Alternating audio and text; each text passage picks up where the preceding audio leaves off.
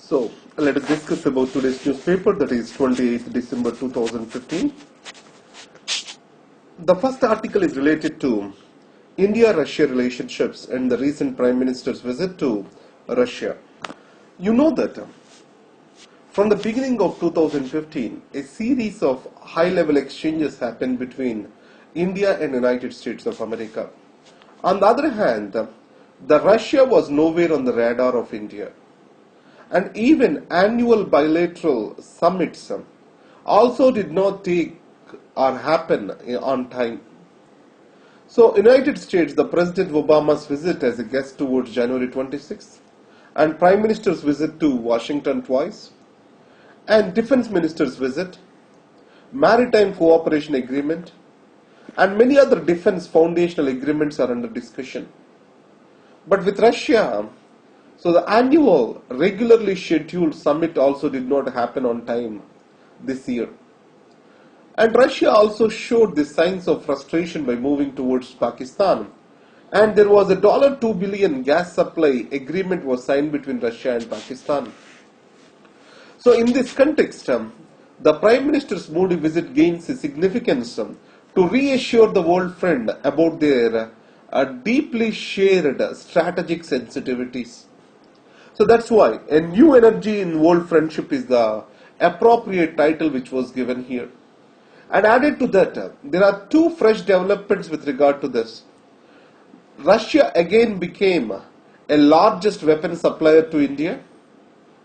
And second, the Camo utility helicopters, the 226T Camo utility helicopters, they will be manufactured in India in partnership with a local private industry.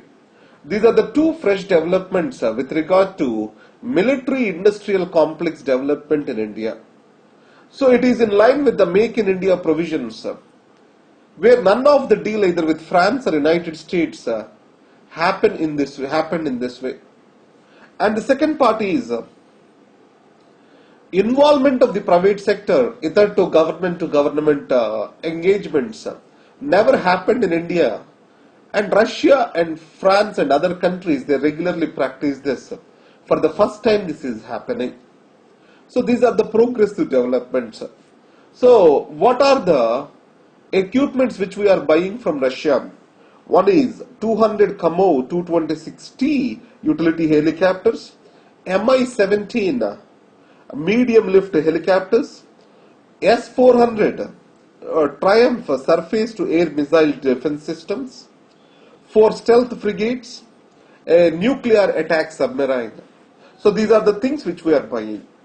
And the next is there are two joint development projects, that is 5th generation aircraft and medium transport aircraft.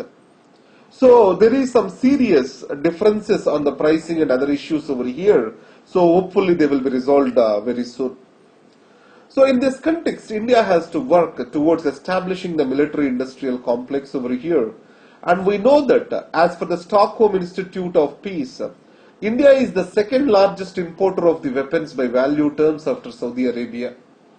So in this context, for such a large economy, India shall have its own military-industrial complex for also economic reasons. So the Russia's help shall be much deeper with the transfer of technologies to India, which it's already doing with China. Such an engagement also shall deepen with India for this purpose. Next is about Prime Minister Modi's Pakistan visit. If carefully observed, the Prime Minister Modi's visit has a strong and a deeper repercussions. Though it was declared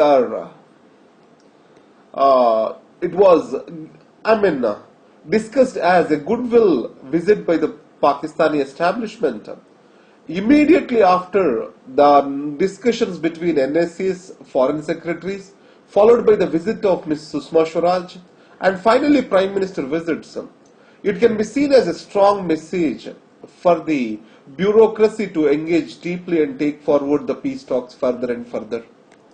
So in this context, let us understand this article.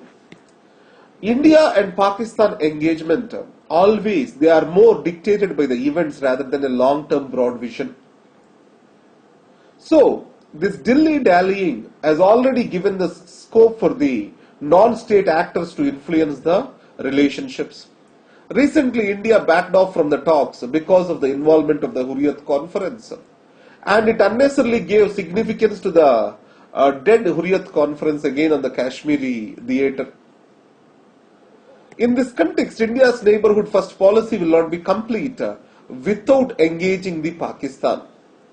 It is also economically very much necessary because a stable and predictable market, peaceful South Asia, they are very critical for both the countries to attract the investments and to take up the developmental path. Pakistan is already has multiple power points or power centers, one being the military, and this military chauvinism has dominated in India's relationship with Pakistan. So in this context, any time, whenever there is a deeper engagement between the civilian administrations, probably the Pakistani military establishment is not very much fond of that. So in this context, breaking these barriers and taking forward a visible foreign policy which is centered around the peace is a shift in the Modi's view of Pakistan.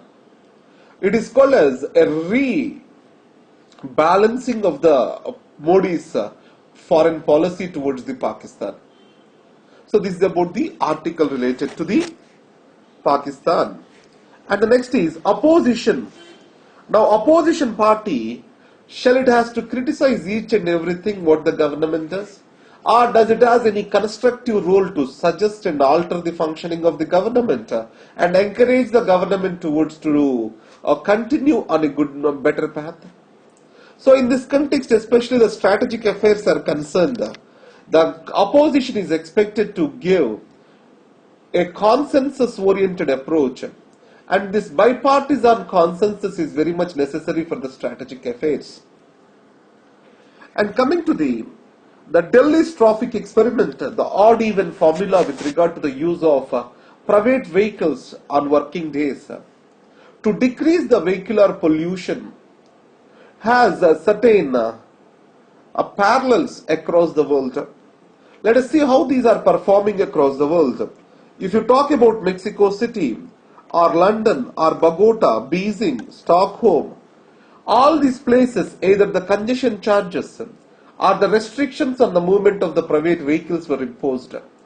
But nowhere they led to the predicted results because the people have led to alternative behaviors such as buying of a new car, etc.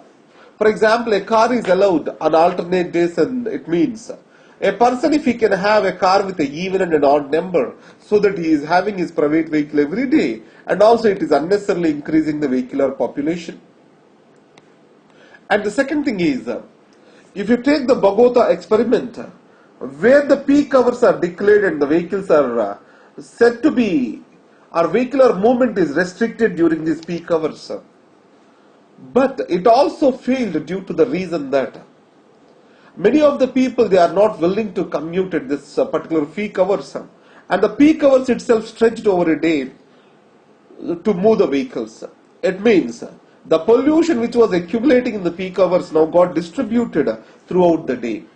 The net result is the emissions from the vehicles have indeed increased rather than being decreasing after these restrictions are imposed. So in this context, what the article suggests is India, or that is Delhi and other urban areas, they have to go for a behavioral education or behavioral change of all our citizens. So in this context, a behavioral change, it shall come in encouraging the people to use the public transport. For this, an efficient, functioning public transport that is more reliable, consistent, and with huge capacities need to be created. So, a reliable public transport with behavioral change of the people that can decrease the vehicular population. And the New York City is an example where all the rich people, they are willing to take the subway rather than to the personal cars. And coming to the green politics.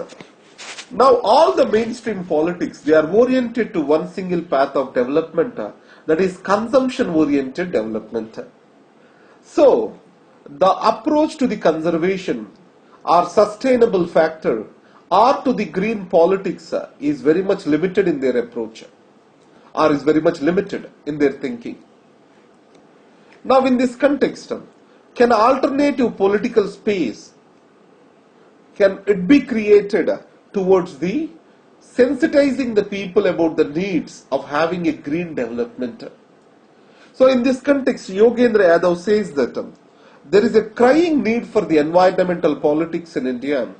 But if you take in the West, the environmental politics are dominated by urban educated middle class. But in India, these have to become much broad-based to involve the Adivasis, fishermen, tribal people, other marginalized and disadvantaged sections. Then only they find an expression with regard to the political space concerned. So, on the other hand, the people such as Vandana Shiva, they also suggest to look at the West because there are certain lessons we can learn from the Western experiences, especially with regard to the movements against genetically modified crops, pollution of the water bodies, etc. But it has been clearly said by these authors that there is a space for the green politics in India. If they fail to capture the power of the state, at least they can threaten the vote banks of the existing political parties, which may sensitize them towards the environment and the green economics. And the cashless transactions in the case of Swiss. Now the Sweden is totally moving towards the cashless transactions, where less than 2% of the total transactions now happen on cash. So it is bound to decrease any of unaccounted money, and it is also going to provide for ease of transaction and decreases the security related concerns. And if India also encourages the plastic and application based money, so the black money can be easily curtailed. But however, use of the cards is disincentivized in India because the card use comes with certain excess cost in India. So coming back to this, so the cyber security concerns need to be addressed toward making the economy totally shift towards the online transactions and cashless transactions.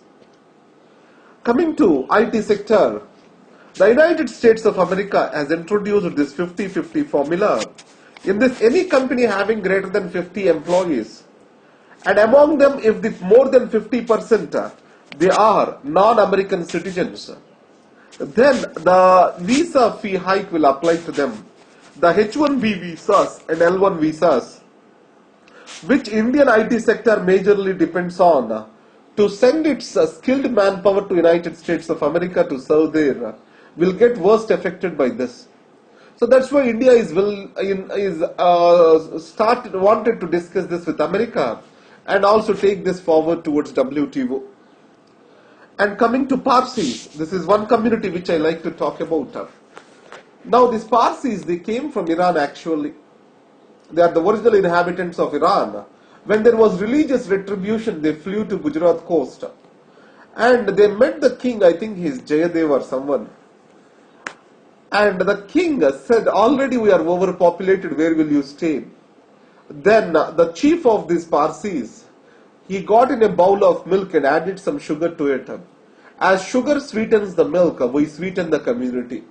So this is what is the guiding principle of the Parsis even today. And they are highly entrepreneurial. And they have created a lot of wealth in this society. And they gave back to the society whatever they earned. Ratan Tata, Godrej, Adi Godrej, Tata's Godrej, and Baba, Homi J. Baba, and Suli Sorabji. All these people, the great intellectuals, thinkers, scientists, industrialists, they are from Parsi community. And there are hardly 50,000 population living in India as of now.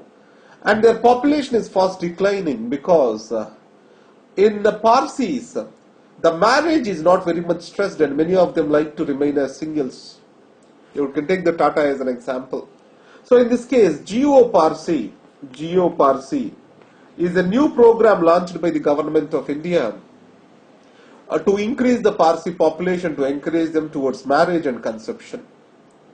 So that's why this Parsi community is very much important. So these are the important news for today. Thank you very much. I have recorded video thrice today. I don't know, somehow voice did not get recorded.